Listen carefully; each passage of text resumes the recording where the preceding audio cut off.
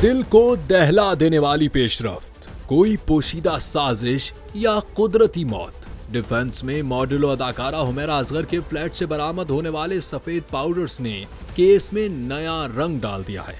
Police जराये के मुताबिक flat के 3-4 जगहों पर मिट्टी के बर्तनों में सफेद पाउडर मौजूद था, जिसका मकसद लाश की बदबू फैलने से रोकना हो सकता है।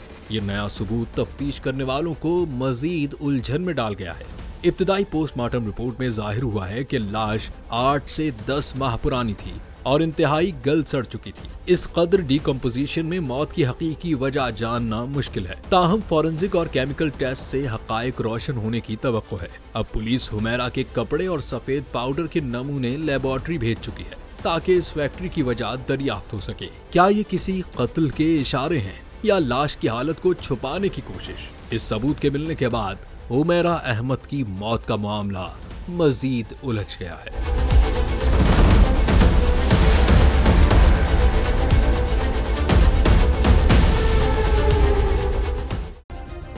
सब्सक्राइब करें और बेल दबाएं ताकि कोई खबर रह न जाए।